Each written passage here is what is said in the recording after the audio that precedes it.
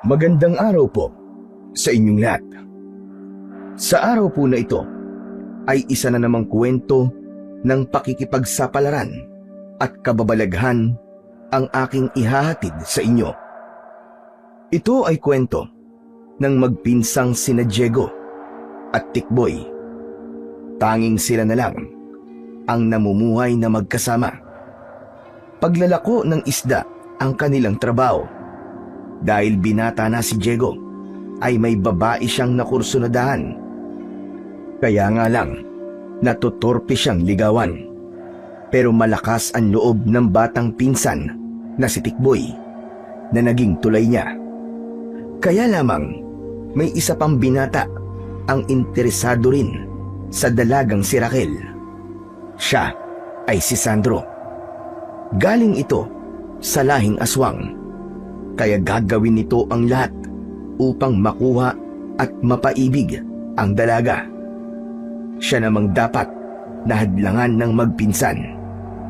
Kaya nga lamang, wala silang anumang lakas para harapin ang isang kampon ng kadiliman.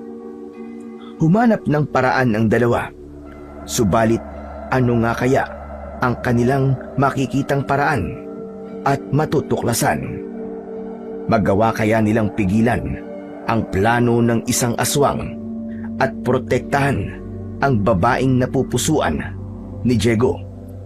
Aalamin natin yan sa aking ibabahaging kwento. Ngunit bago po ang lahat mga idol, huwag po nating kalimutang mag-subscribe at i-hit ang notification bell sa aking YouTube channel na The Voice Addict at Apong Isaak, para sa mas marami pang makapigil hiningang kwentong aswang at katatakutan mula sa mundo ng kababalaghan. Umpisahan na po natin ang kwento. Maging si Diego ay nagulat sa malakas na sigaw ng pinsang si Tikboy. Kaya naman mula sa kubeta kung saan siya nagbabawas, dahil sa tawag ng kalikasan, ay nagmamadali siyang lumabas upang puntahan ang kanyang nakababatang pinsan. Tikboy! Tikboy, ano nangyari sa'yo? Kumakatili ka naman eh. Daig mo pa yung babaeng kinurot sa Tinkerbell ah. Anong Tinkerbell ang sinasabi mo, Manong Diego? Sino yun? Kaibigan ba yun ni Peter Pan? Basta, ako na lang nakakaalam nung si Tinkerbell. Eh bakit ka ba nagtititili na parang isang babae? Kasi nga, may nakita ako pagbukas nitong bintana. Eh ano bang nakita mo? Aswang! Aswang, Manong, aswang! Ano yan? Joke ba yan? Ay nako, pambihira. Dumali ka na naman, Tikboy eh. Nagpa-prank ka na naman eh. Ikaw, masasapak na talaga kita. Kita mo nagbabawas ako sa banyo eh. Pasigaw-sigaw ka. Ano bang prank ang sinasabi mo? Eh hindi naman ako vlogger eh. Hindi ka nga vlogger, pero joker ka naman. Kasi nagbibiro ka na naman eh. Poker face ka pa. Manong Diego, hindi rin ako si Joker, no? Hindi ako komedyante. Kasi nga, hindi naman ako kalbo. Alam mo, Tikboy, pwede ba? Magsabi ka na nga lang ng totoo. Humahaba ang usapan eh. Kasi nga, ayaw mo kong paniwalaan na nakakita ako ng aswang. Kung nakakakita ka, nasan? Sige nga. Wala naman ah. Natural, biglang umalis eh. Lumipad pa palayo nung magsisisigaw ako. Anak ng tutsang oo. Alam mo, malamang guni-guni mo lamang yun eh. Nagtitrip ka lang. Pinaprank mo na naman ako. Ang hilig-hilig mo talaga. Eh di wow, prank na ko prank. Ang labo mo talaga, pinsan. O sige na. Babalik na ako sa kubeta. Inistorbo mo yung pagmumuni-muni ko eh. Naudlot tuloy. Ngayon, magko-concentrate na naman tuloy ako nito. Yak! Kaya naman pala kakaiba ang amoy dito. Sa'yo pala galing yon. Sige na. Bumalik ka na sa kubeta. Ilabas mo na rin yung sama ng loob mo. Basta, yung sinabi ko kanina, may nakita talaga akong aswang. Bahala ka na nga sa buhay mo. Diyan ka na nga. Humihilab na naman ang tiyan ko. Aray, ito na. Lalabas na. Patakbong bumalik ng CR si Diego. Umiling-iling naman ang batang si Tikboy. dahil hindi pinapaniwalaan ng kanyang pinsan ang sinabi niya tungkol sa nakitang aswang. Isinara na ng bata ang mga bintana. Inayos na niya ang latag na magiging higaan. Oras na kasi ng kanilang pagtulog. Sila na lamang ng kanyang pinsan na si Diego ang magkasama sa buhay. Pareho na silang ulila sa mga magulang, kaya dalawa na lang silang namumuhay. Pagtitinda ng isda na hinahango pa nila sa bagsakan, gamit nila ang tricycle na minamaneho naman ni Diego. Nagtutulungan silang magpinsan upang mabuhay. Nang naayos na ni Tikboy ang kanilang magiging higaan at nahiga na rin siya, nang marinig niyang si Diego naman ang sumigaw ng malakas. Uy! Sigaw ni Manong Diego yun ah!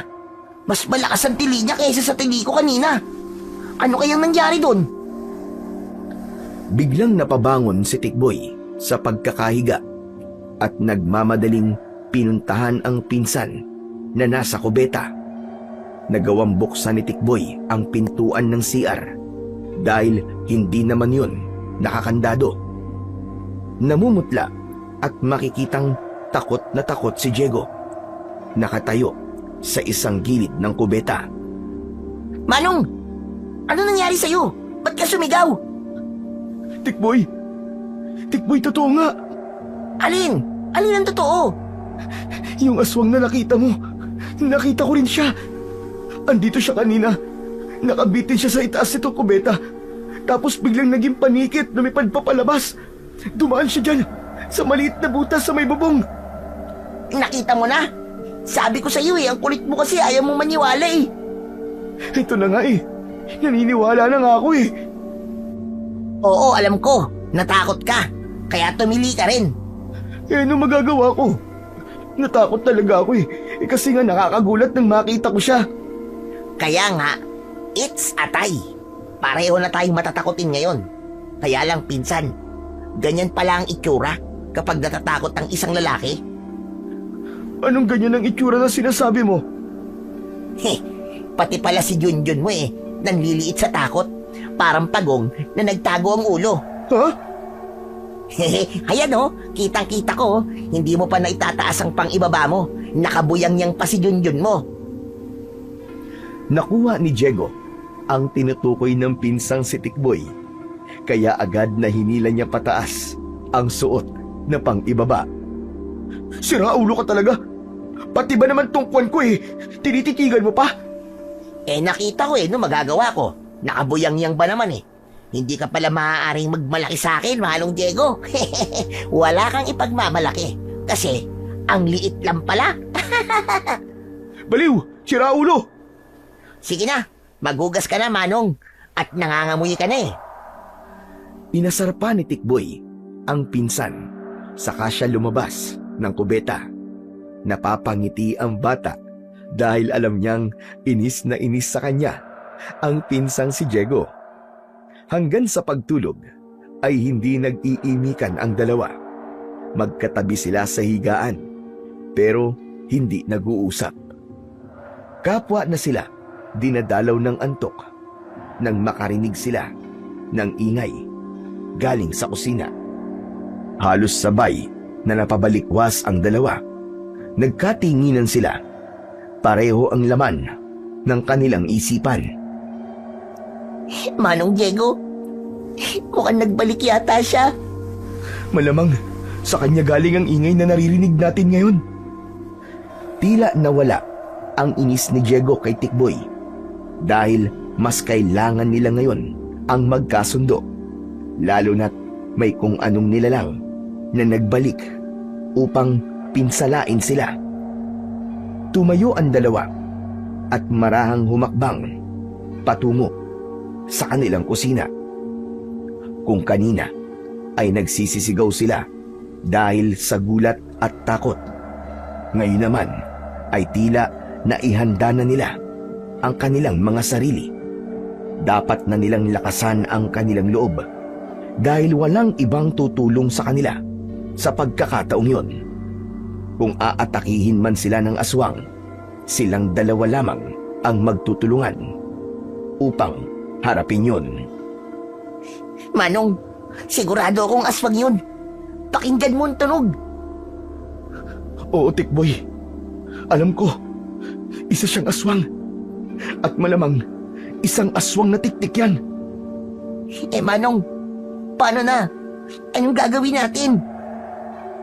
Kung anong pwede nating gamitin na nandito sa kusina, kukunin natin. Hindi man natin siya mapatay, ang mahalaga ay hindi niya tayo mabibiktima. Kung sa bagay, tama ka, Manong Diego. Isa-isang sinamsam ni Tikboy ang asin, bawang, pati na rin ang sukang may sili at kinuha yun. Binabaran din yun ng bawang at luya, kaya tiyak na maaari din nilang gamitin. Habang naghahanda ang magpinsan, ay lalong lumakas ang huni ng aswang tiktik. Subalit may kutob silang iisa lang ito dahil wala silang naririnig na iba pang ingay. Nag-usap at nagbulungan ang magpinsan. Napagpasyahan nilang lumabas ng kanilang bahay dahil alam nilang hindi basta papasok yun, lalo na't nakahanda sila. Sa gawing kusina nila, naririnig ang ingay ng aswang. Kaya sa harap ng bahay sila dumaan papalabas. Umikot sila sa gilid ng bahay patungo sa kanilang kusina. Manong! Manong! Ayun yung aswang tiktik. Nakadapo sa bubong ng kusina natin. Ang walang yang aswang na yan. Mukhang pinagpaplanuhan tayo Manong, nakahanda na ang asin. Nasa palad ko na. Itong bote ng suka ang sakin. Ibubuhos ko talaga sa kanya to. Sige, Manong. Dahan-dahan tayong lumapit habang hindi pa niya alam na nakikita na natin siya. Ganun na nga ang ginawa ng magpinsan. Kalkulado ang bawat hakbang.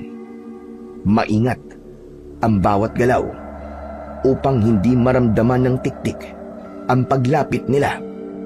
Ganap na silang nakalapit sa aswang at halos magkasabay nilang isinaboy ang asin at ang suka.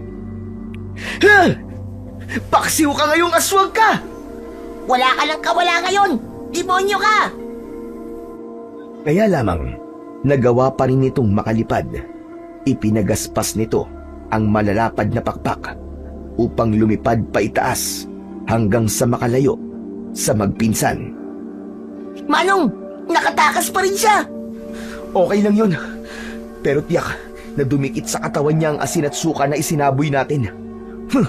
Mag-aamoy paksiw talaga siya. Ayos! Nagawa natin! Nag-apir pa ang magpinsan. Wala na ang tampo ni Diego kay Tikboy. Nakalimutan na nito ang pang-iinis ng kanyang nakababatang pinsan. Akala yata ng aswang na yun kaya niya tayo. Para siyang bumangga sa pader. Nagkatawanan ang dalawa. Bumalik na sila sa loob ng bahay. Hindi man nila nagawang patayin ang nakitang aswang. Alam nilang sapat na ang kanilang ginawa upang iparamdam sa nilalang ng dilim na hindi sila basta-basta magpapatalo para maging biktima dahil lalaban sila. Samantala, sa isang lugar sa baryo Sinagtala, naninirahan naman ang maglolang sina Sandro at Conchita. Namumuhay sila na may kalayuan sa ibang mga naninirahan sa baryo. Malapit na yon sa paanan ng bundok. Pinili nila ang lugar na hindi maingay at makakapamuhay sila ng tahimik. Kagigising lamang ni Sandro, isang binata, guwapo, mestizo at nagiging kapansin-pansin sa mga kadalagahan. Nakita ni Sandro ang kanyang lola Conchita. Hawak ang isang basahang kulay puti na idinadampi sa kanyang balat. Alam niyang umalis ng gabing yun ang lola niya. Lola, ano po nangyari sa inyo? Ano po ba yung nasa balat niyo? Mga paso po ba yan? Wala ito, Apo. Huwag mo itong pansinin. Ano po bang wala? Eh may mga sugat ka. Parang nagtutubig. Kuwan kasi. Natapunan ng kumukulong tubig kanina. Ha? Bakit po? Habang isasalin ko sana sa termo, yung pinapakulo kong tubig, ay nakaramdam ako ng hilo. Ayon, may nabitawang kontakure at sumambulat ang lamang mainit na tubig. Kaya ganire ang nangyari sa akin, Apo. Tutulungan ko na po kayo, Lola. Kukuha lang po ako ng ointment para malagyan po mga paso nyo. Huwag na, hindi na, Apo. Ayos lang ako. Baka po lumala yan eh. Hindi. Saka ako na bahala. Hindi naman ito aabot sa bituka. Kaya magiging okay lang ako. Huwag mo akong alalahanin. Dahil hindi nagpatulong ang lola ni Sandro, kaya iniwan niya na ito. Subalit, hindi man ito sinabi ang totoo, ay may kutob na ang binata kung bakit nangyari yun sa kanyang lola.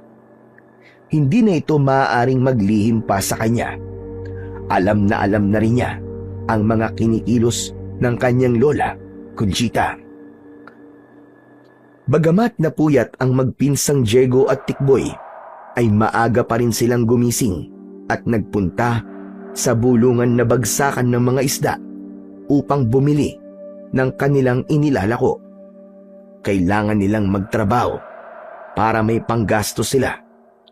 Sakay ng tricycle ang magpinsan at si Diego ang nagmamaneho, habang si Tikboy naman ang sumisigaw at para ipaalam ang mga isdang inilalako nila. Galunggong! Tulingan! Matambaka! Tilapia kayo riyan! Sariwang-sariwa po! Kasing sariwa po ng inyong mga jowa! Bili na po kayo, mga suke! Huminto ang tricycle sa tapat ng isang bahay. Oh, Manong Diego, bakit ka huminto? Wala naman tumatawag sa atin para bumili ah. Basta, teka lang. Nako, alam ko na yan. Gusto mo makita, no? Huwag mong sabihin, hihintayin mo pan lumabas ng bahay. Malay mo, lumabas, di ba? Manong, lalabas yun kung tatawagin mo. O eto, bigyan mo na lang ng ilang pirasong isda, yung tilapia na matataba. Tikboy, nahihiya ako eh. Magbibigay ka na nga ng tilapia, tapos ikaw pa ang maihiya? Ano ka ba naman? Kinakabahan nga ako. Ay nako, wala talagang mangyayari sa'yo, Manong. Kung paiiralin mo, yung pagiging torpe mo. Wala, lagapak ka palagi dyan. Heto nga oh, parang tinatambol ang dibdib ko. Ako na nga lang ang magbibigay, ang hina mo. Pero kailangan samahan mo ko. Dalawa tayong lalapit sa kanya. Oh, sige. Mauna ka. Sa likod mo lang ako. Bumaba na ng tricycle ang magpinsan. Bit-bit ni Tikboy ang ilang piraso ng tilapia. Lumapit sila sa isang bahay. Raquel? Yuhu! Raquel! Saglit lang ay lumabas ang isang magandang babae na may mahabang buhok. Nakangiti ito nang makita sina Diego at Tikboy. Lalong gumanda si Raquel dahil lumitaw sa dalawang pisngi ang dimples nito. Umaliwalas naman ang mukha ni Diego nang makita ang napupusuang dalaga. Diego, Tikboy, kayo pala. Oh, napasyal yata kayo. Naglalako kasi kami ng isda. Sabi ni Manong Diego, gusto kanyang makita. Ha? Ano ba sinasabi mo, Tikboy? Manong, chill ka lang. Akong bahala. Oo, totoo yun. Gusto kong makita ng pinsan ko. Saka may pinapabigay nga sa'yo eh. Eto, 3 tilapia na saksakan ng taba. Para sa akin? Oo. Ito, kunin mo na. Talaga ba, Diego? Para sa akin itong matatabang tilapia? Oo, Raquel. Para sa'yo ang tilapiyang matataba. Parang ikaw. Ha? Parang ako? Juan, sariwa. Parang ikaw. Sariwang-sariwa. Puro ka talaga biro, Diego. Sige, Raquel. Aalis na kami ha. Kailangan pa naming mapaubos ang tinda naming isda eh. Teka, kukuha lang ako ng pambayad. Ano ka ba? Bigay nga yan sa ni Manong Diego. Regalo niya. Ganun ba? Diego, salamat ha. Wala yun, Raquel. Basta ikaw, nanginginig pa. Ikaw talaga. O ano? Tara na, Manong. Baka naghihintay na yung ibang suki natin eh. Ngunit parang ayaw pa ring umalis ni Diego at nakatingin pa rin kay Raquel. Pero hinatak na ito ni Tikboy, kaya walang nagawa ang binata, kundi ang sumunod na lamang sa kanyang pinsan. Si Manong talaga oo. Parang ayaw pag umalis eh. Ano magagawa ko? Gusto ko pang titigan si Raquel eh. Ang ganda-ganda niya talaga, Tikboy. Para siyang anghel. Puro ka nalang ganyan. Buti na lang, medyo makapal ang mukha ko. Oo nga pala. Salamat ha. Kasi malakas ang loob mo. Kung wala ka, hindi ko siya malalapitan. Kung di ko lalakasan ang loob ko at di ko kakapalan ng mukha ko, walang mangyayari. Nga tayo niyan. Basta sa susunod, formal tayong dadalaw sa kanya ha, Manong? Ha? Nakakahiya yata yun.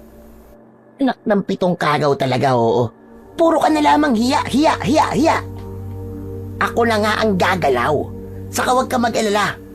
Akong bahala sa'yo. Sagot kita. Pinaandar na ni Diego ang tricycle at umalis na sila para ipagpatuloy ang pagtitinda ng isda.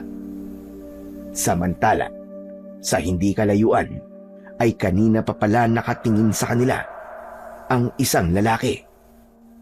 Matalim ang tingin sa magpinsan. May nararamdamang galit sa kanyang dibdib.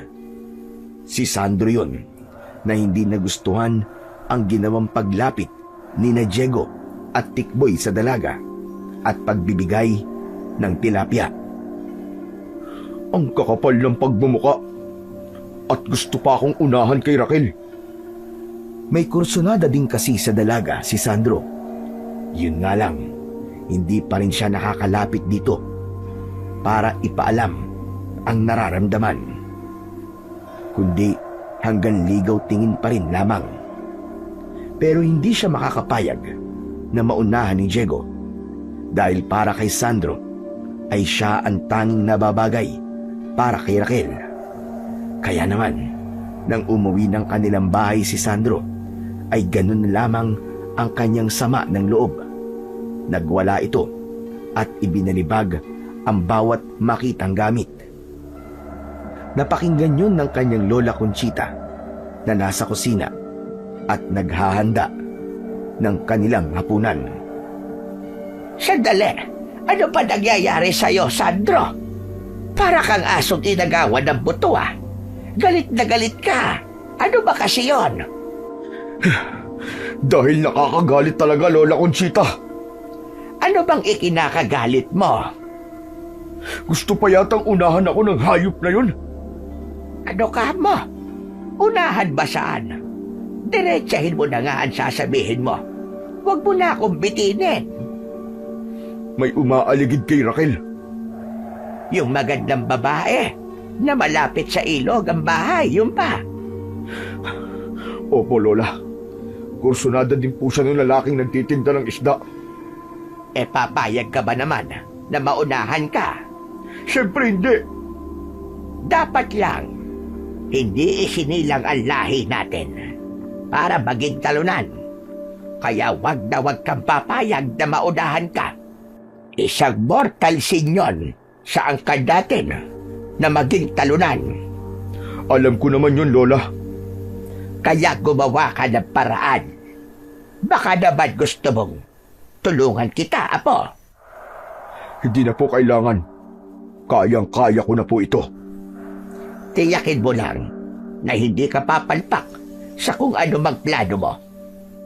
Opo, Lola. Dapat mong maipakita na hindi talunan ang kagaya natin. Dahil ipinanganak tayo para manguna at manalo. Lalo lang nagkaroon ng determinasyon si Sandro na kaya niya ang kahit ano. Lalo na ang maging kanya ang babaeng kanyang napupusuan. Yun nga lang, hindi pa niya yun nasisimulan. Hindi pa niya naipapaalam kay Raquel ang damdamin niya. Samantalang si Diego ay naka-first step na sa tulong ng pinsan nito na si Tikboy.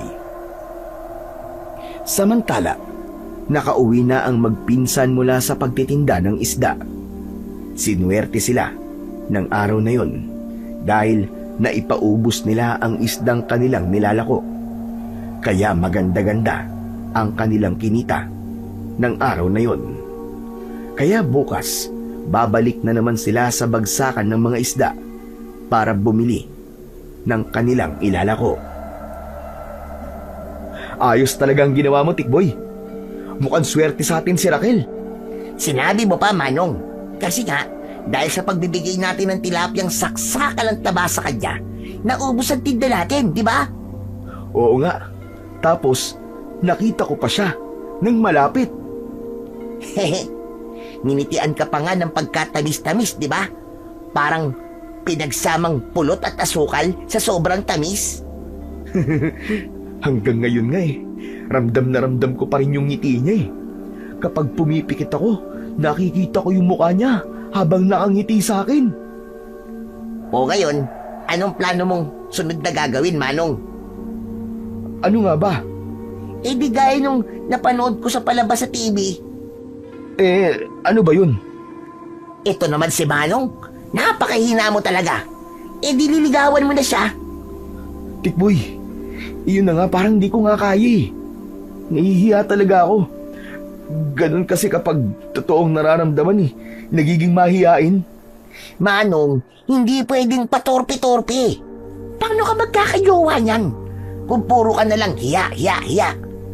Paminsan-minsan, dapat maging walang hiya ka rin. Oh, grabe ka naman. Ang ibig kong sabihin, dapat alisin mo yung hiya mo. Maging kapalmoks ka, gaya ko. Bata pa ako, pero kapalmoks na. Ewan ko. Masyadong mahina talaga ang loob ko Kaya nga ang sabi ko sa'yo, ako ang bahala, di ba, pinsan? Tapos ako naman ang kawawa. Hindi yun. Saka, mukha namang may pag-asa ka kay Raquel Paano mo nasabing may pag-asa ako? Kasi nga, tinanggap niya yung ibinigay nating tilapia na saksakan ng taba. Teka nga, bakit ba tuwing sasabihin mo yung tilapia laging may kadugtong nasaksakan ng taba? Kasi nga, may tilapyang hindi mataba kundi payat. Saka naaalala ko kasi yung napapakinggan ko dati na pinatutugtog ni Lolo Emong. Yung kanta na laging sinasabi doon sa kanta, yung tilapia daw, saksakan ng taba. Oo, naaalala ko nga rin yung Tikboy. Paboritong pakinggan yun ni Lolo Saka pinsan, sure ako, papasa ka talaga kay Raquel Sana nga, Tikboy. Kasi, kursunada ko talaga siya. Kaya lang, minsan nakita ko yung lalaking nakitira doon malapit sa may bundok. Yung gwapo tsaka mestizo. Yung Sandro. Tama, Sandro ang pangalan nun. Oh, anong meron dun sa Sandro na yun? Alam mo, malamang, type din niya si Raquel Kasi, ibang makatingin Sigurado ka, Tikboy? Oo naman. Kaya dapat, mauna ka sa kanya sa panliligaw. Kundi, baka maiwan ka sa kangkungan, Manong Diego. Hindi naman pwede yun. Patunayan mo na hindi ka basta-basta at kaya mong lumaban ng sabayan para sa babaeng kursunada mo. Dahil sa sinabi ni Tikboy, ay tila nagkaroon ng pangamba si Diego. Hindi siya maaaring maunahan ni Sandro Matagal na niyang kursunada ang itinatangi niya na si Raquel.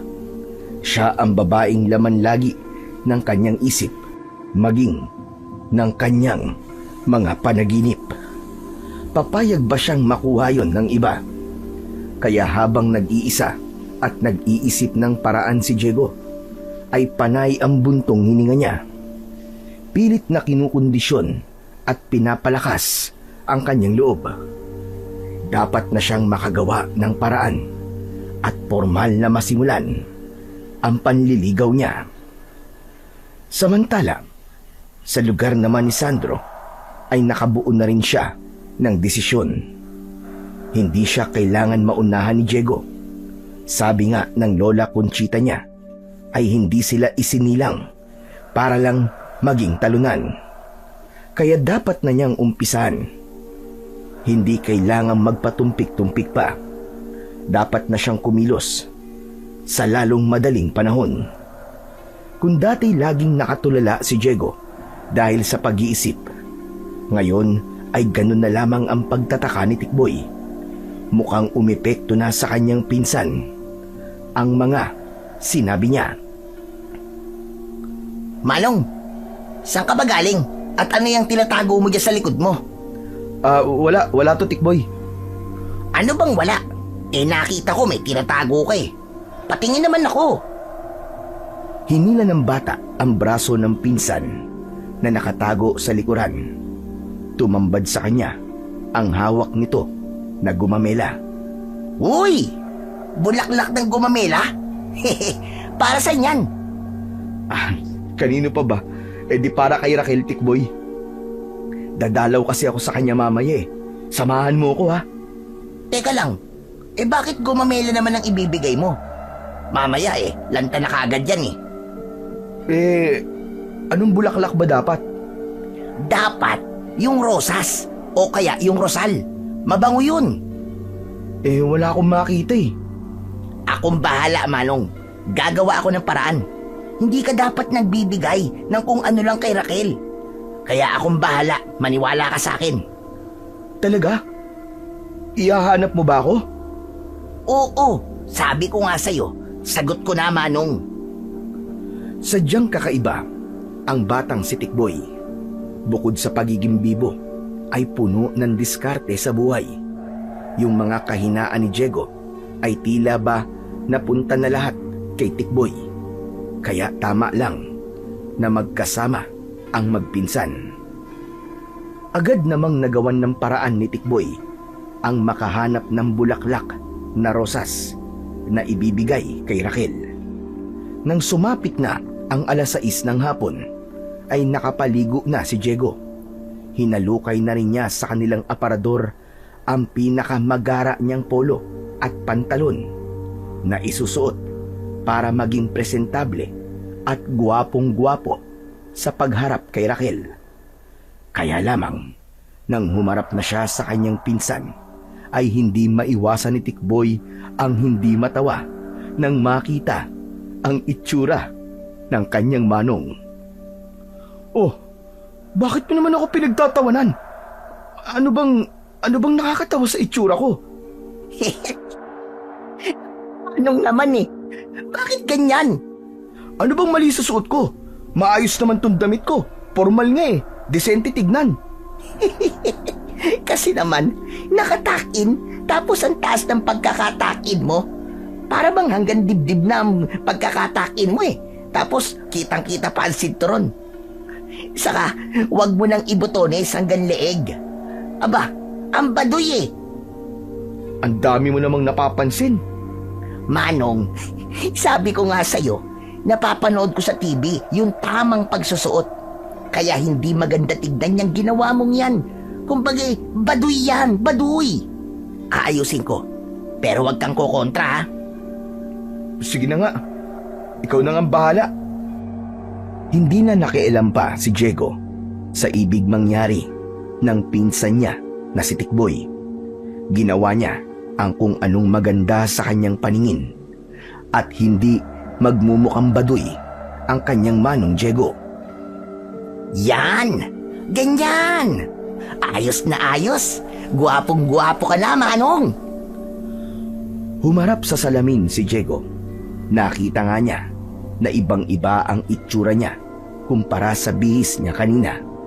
Nag-approve sign pa si Diego sa kanyang pinsan.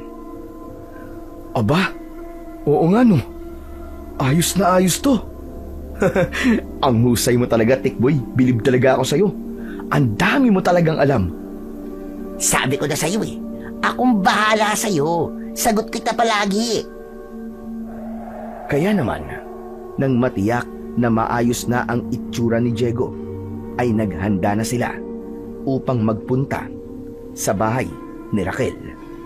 Siyempre pa, hindi nakalimutan ni Tikboy na bitbitin ang rosas na pinitas pa niya sa tanim ng kapitbahay. Habang nagmamaneho ng tricycle si Diego, ay malakas ang kabog ng kanyang dibdib. Hindi niya maipaliwanag ang kanyang nararamdaman, lalo na nang sinapit na nila ang bahay ng dalaga. Tila nagwala na ang puso ng binata. Lumakas ang kabog nun. Manong, ano? Okay ka lang ba? Ha? Oo naman. Ano ka ba? Yabang mo ha? Ayan nga, at parang namumutla ka at pinagpapawisan pa. Pahawak nga ng kamay mo. Naku po, para kang humawak ng yelo ah. Ang lamig ng kamay mo, Manong. Para kang bangkay. Hindi ah. Pawis lang yan. Pawis na malamig? Saka yan no, may butil-butil kang pawis sa mukha. Wala to. Ang init eh. Manong, ako na nagsasabi sa'yo. Lakasan mo lang ang loob mo. Chill ka lang. Ako ang bahala. Ako ang didiskarte. Ako ang magiging speaker of the house mo. Oh, sige. Pero galingan mo ha. Huwag mo akong ipapahiya ha. Oo naman. Ako pa ba? Hindi abala si Raquel nang dumating sina Diego at Tikboy. Malaki ang pagkakangiti ng dalaga nang makita sila. Ano bang masamang hangin ang nagpadpad sa inyo rito?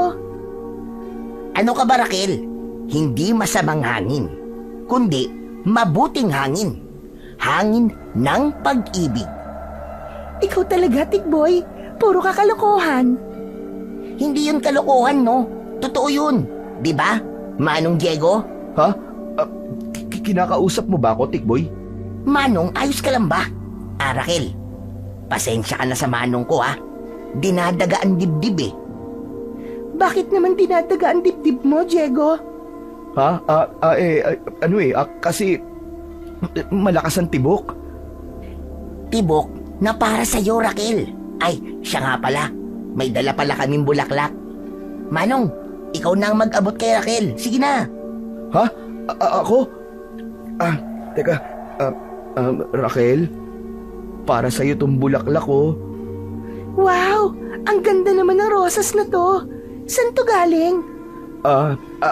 Dinekwat ni Tikboy sa tanim ng kapitbahay. Manong, ano ba sinasabi mo? Ay, hindi pala. Raquel, ang totoo tanim namin yan. Pinitas ko para sa'yo. Teka lang ha. Mabuti pa siguro maupo na muna kayo. Maghahanda lang ako ng kahit na anong makakain at maiinom nyo. Ano bang gusto nyo? Orange juice. Orange juice ang gusto ko, Raquel. Tikboy, ano ka ba? Nakakahiya naman kay Raquel. Nagtanong si Raquel, di ba? Kaya sumagot lang ako. Saka ayos lang yun. Di ba, Raquel? Oo naman. Saka may orange juice naman kami. Ikaw, Diego, anong gusto mo? Kahit tubig lang, Raquel. Kanina pa kasi nanunuyo ang lalamunan ko eh. Kanina pa kasi siya kinakabahan eh. Ha? Bakit naman? Ganon kasi si Manong kapag nakikita ka. Nanginginig ang buong katawan sa kaba. Tikboy, ano ka ba? Akala ko ba tutulungan mo ko? Nilalaglag mo na yata ako eh. Kayo talaga? Puro talaga kayo kalokohan. O sige, maiwan ko muna kayo ha. Para maihanda ko na yung merienda nyo. Iniwan na ni Raquel ang magpinsan. Samantala, sa labas ng bahay ay may nilalang na nagpupuyos sa galit at sama ng loob. Kanina pa pala nakamasid si Sandro sa magpinsan. Naunahan siya ni na Diego. Kinapos siya ng oras, kaya nasa loob na ng bahay ang magpinsan nang dumating si Sandro sa bahay ni Raquel. Hindi na kinaya pa ni Sandro ang paghihirap ng loob na nararamdaman niya. Kaya bumalik na lang ang binata sa bahay nito. Nakita naman ng kanyang lola Conchita ang kalungkutan na nararamdaman ng kanyang apo. Subalit may galit na halo sa mga mata. Lumapit ang matandang babae para kausapin ito. Hindi mo ba aaring ipagkaila sa akin, Apo? May problema ka? Ang walang hiyang yun. May kaaway ka ba?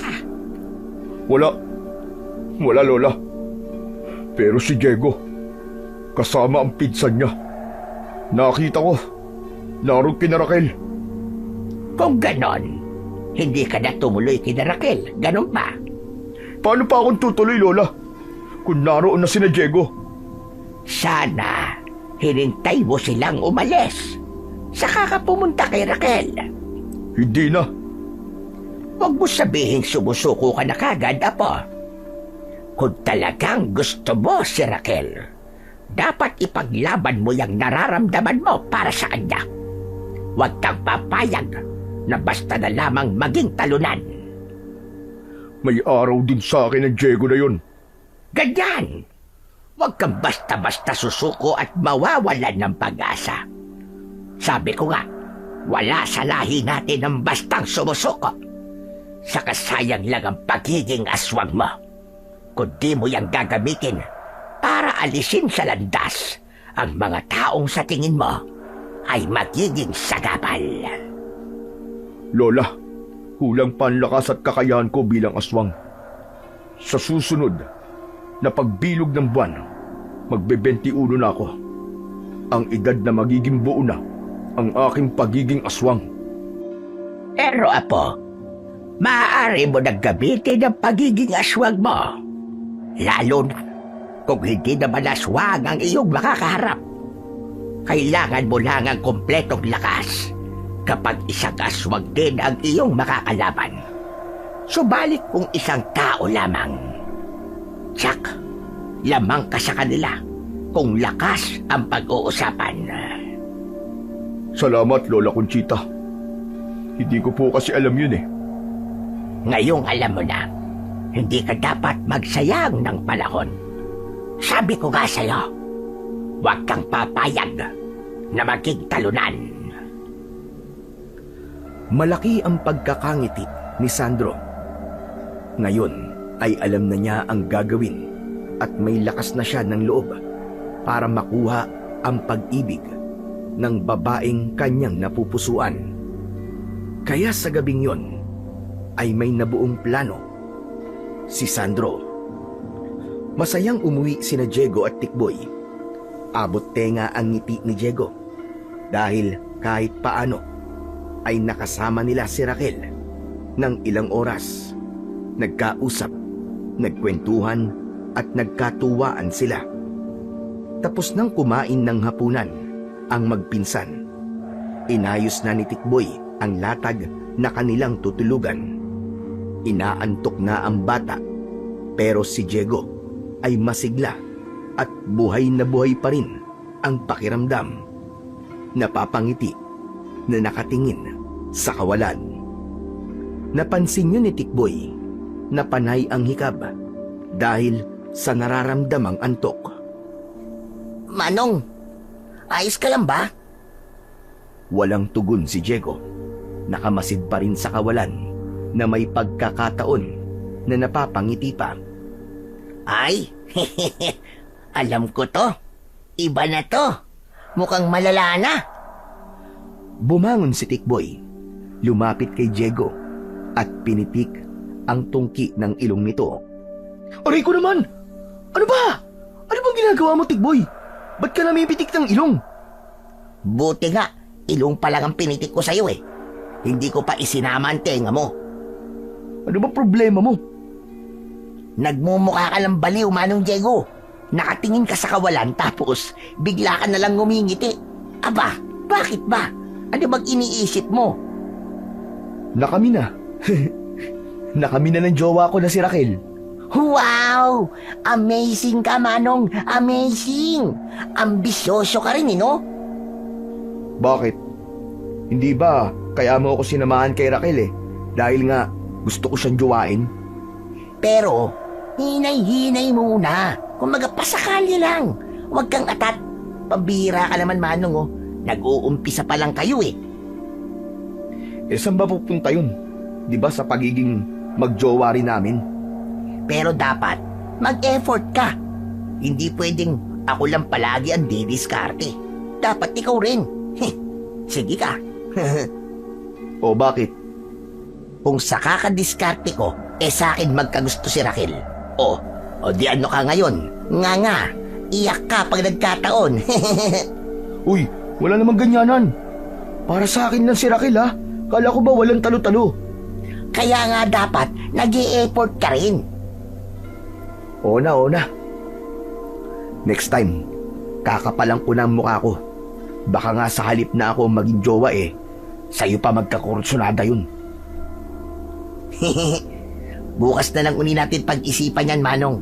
Mabuti pa matulog na tayo. Bukas ay maaga pa tayong gigising para pumunta dun sa bulungan para kumuha ng ibibenta nating isda. O sige na, Babo, matutulog na ako. O sige na, matulog ka na. Magpapaantok-antok lang ako at matutulog na rin. Nahiga na si Tikboy. Umayos naman sa kanyang pagkakaupo si Diego. Hindi pa siya matutulog dahil hindi pa siya dinadalaw ng antok. Saglit pa ay narinig niyang naghihilik na si Tikboy. Antok na kasi ang bata, kaya madaling nakatulog. Samantala, bumangon naman si Diego. Papunta siya sa kusina para uminom ng tubig. Kinuha niya ang baso at binuksan ang gripo ng malaking banga. Ilang lagok ng tubig, sapat na para mapawi ang uhaw ni Diego. Pabalik na siya sa kanilang higaan nang may maramdaman siyang tila hinahampas ang kanilang dingding. Napakunot ang noo ni Diego. Paulit-ulit ang paghampas na yon, na tila ba ibig nang wasakin ang dingding ng bahay na yari sa sasa. Kung mahina ang loob at mahiyain si Diego pagdating sa babae, pero buo na ang loob ng binata pagdating sa pagharap sa mga nilalang na maaaring manakit sa kanila ng pinsan niya. Kaya niyang labanan ng takot at humarap sa kung anong maligno at aswang.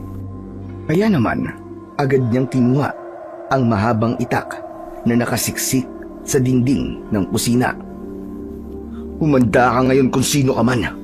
Hindi ka sasantuin ng matalas kong itak. Saglit na tumahimik si Diego. Paraan niya yun upang makiramdam at linlangin ang nilalang na nasa labas ng bahay. Yumuko si Diego at pagapang na tinungo ang pintuan. Nang nasa may pinto na siya, ay marahan yung binuksan upang hindi makakalika ng anumang ingay.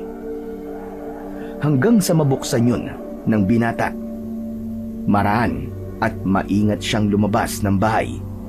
Nang makalabas na siya, kitang-kita niya ang isang aswang na naroon na tila ibig sirain ang dingding.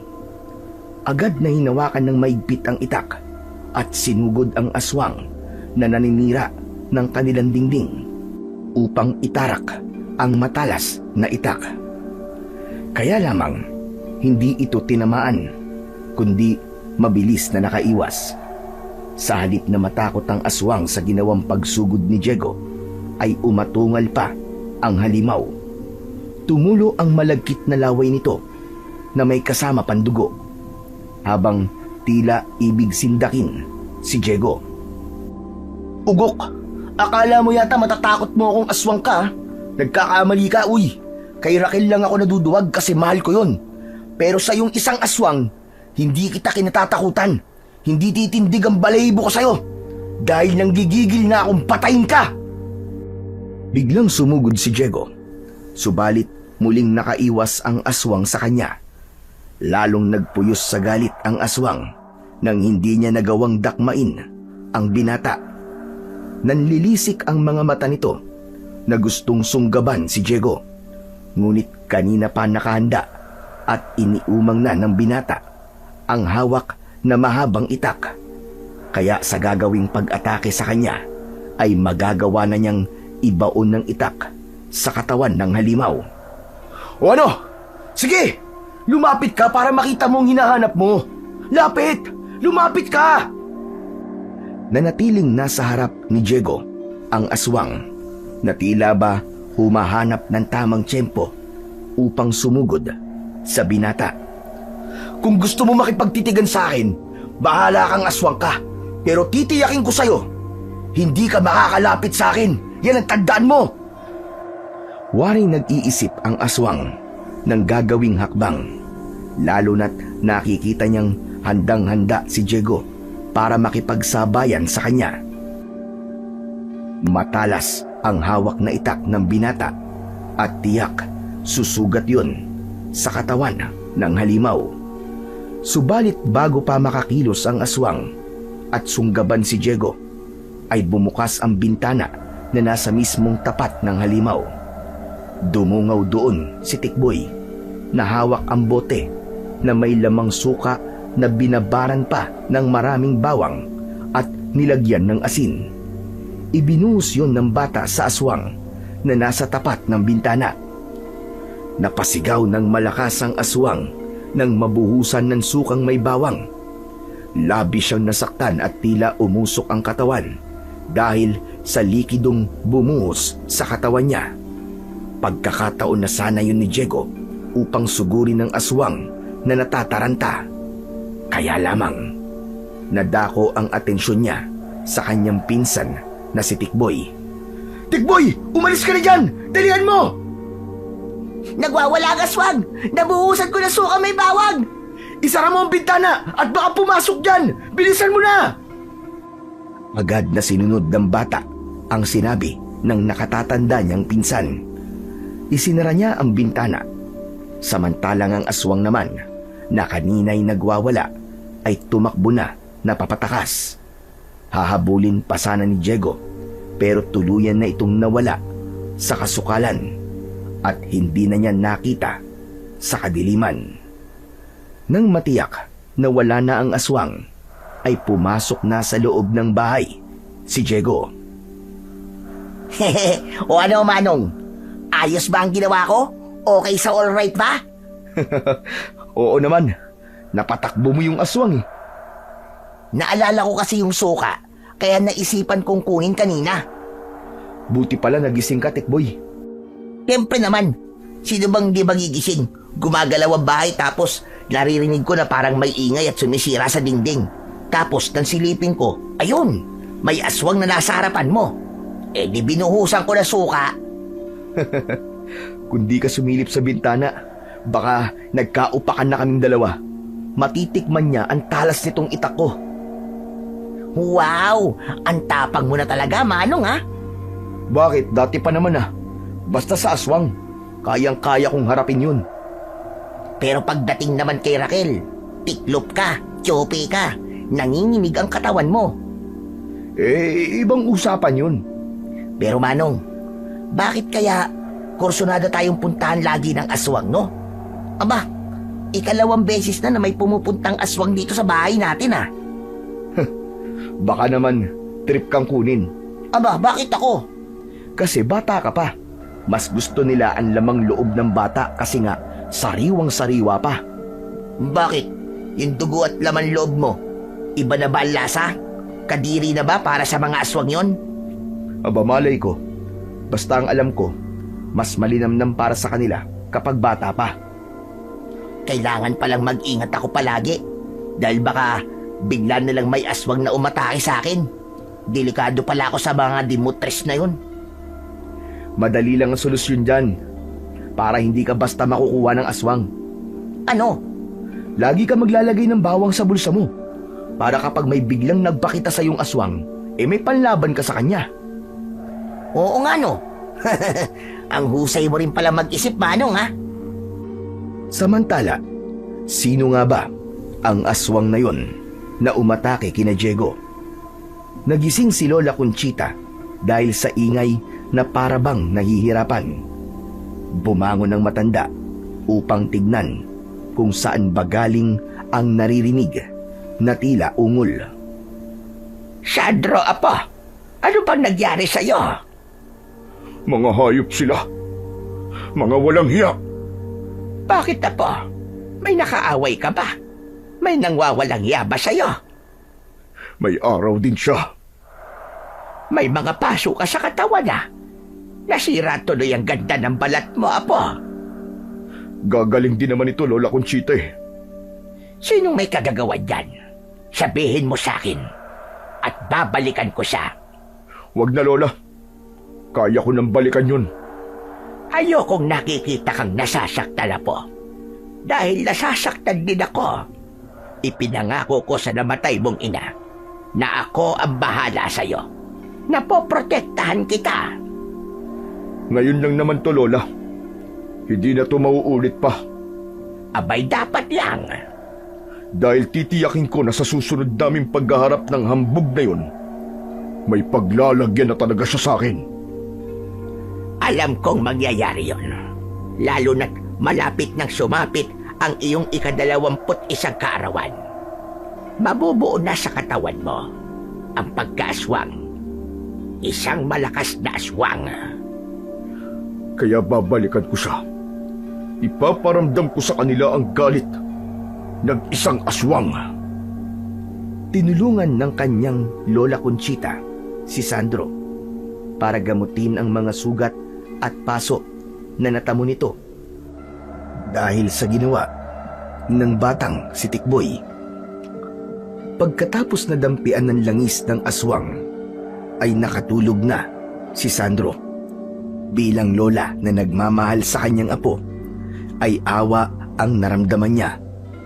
Masakit sa kanya na makitang naghihirap ang kalooban ni Sandro dahil nabigo ito sa kanyang pakay. Alam ni Lola Conchita kung saan galing ang kanyang apo. Kaya naman, may nabuo itong plano. Sa mga susunod na araw, ay siya naman ang aalis para iganti ang kanyang apo na si Sandro. Dahil naging palagay na rin ang loob ni Raquel sa magpinsang sina Diego at Tikboy, ay maayos na silang tinanggap ng dalaga nang minsang pumasyal uli sila pagkatapos ng paglalako ng isda ng magpinsan. Dumaan sila sa bahay ni Raquel. Mag-isa nang namumuhay ang dalaga dahil ulila na ito sa mga magulang. Sinadya rin ni Diego na magtira ng 1 kilong isda sa kanilang paninda para may dahilan upang dumaan sila sa bahay ng dalaga. Baka may iba pa kayong pupuntahan. Maabala kayo, Diego. Wala na, Raquel. Di ba, Manong? Oo. Tapos na kami magtinda ni Tikboy eh. Talagang gusto lang naming dumaan sa'yo. Salamat, ha. Nakakainip din kasi na mag-isa dito. Kaya natutuwa ko na napapadaan kayo dito sa bahay ko. Ay, oo nga pala. May dala pala kami ulit isda. Heto, oh. Hindi na yan tilapia, kundi dalagang bukid.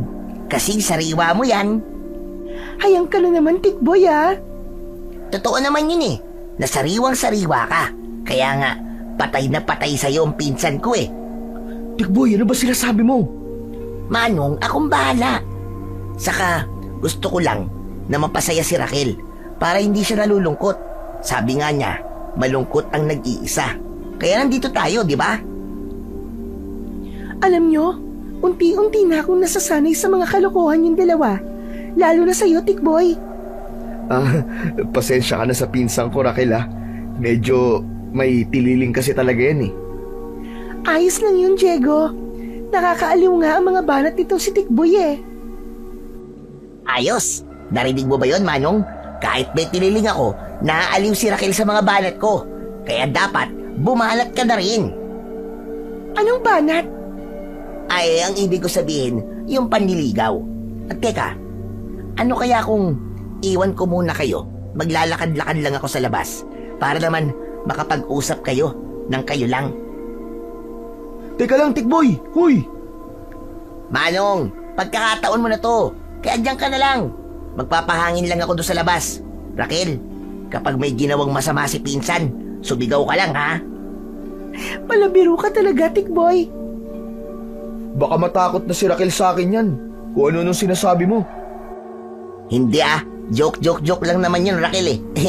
Mabait kaya ang Manong Diego ko. Kahit pa pitikin mo yan sa ilong, hindi yan gaganti.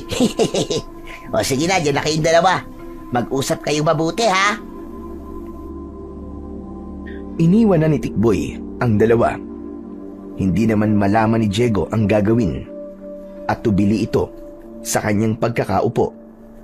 Naisip niya, mas nakakakaba talaga kapag kaharap si Raquel kesa sa aswang na nakaharap niya. Dahil napansin ni Raquel na nakatitig sa kanya si Diego, kaya una nang nagsalita ang dalaga. Diego, may sasabihin ka ba? Ha? Ako? Kung may sasabihin sa'yo? Oo, meron ka bang sasabihin? Wala. Ano kasi? Naisip ko yung aswang. Ano ka mo? Aswang? Maging si Diego ay nagulat sa sinabi niya dahil sa kaba tungkol sa aswang ang nabanggit niya. Teka. Ano yung tungkol sa aswang? Ikaw kasi, Diego, ang dalidal mo.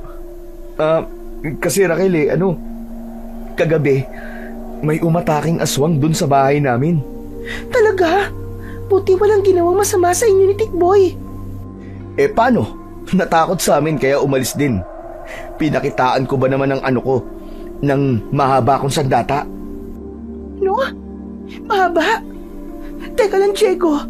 Anong sandata ba ang sinasabi mo?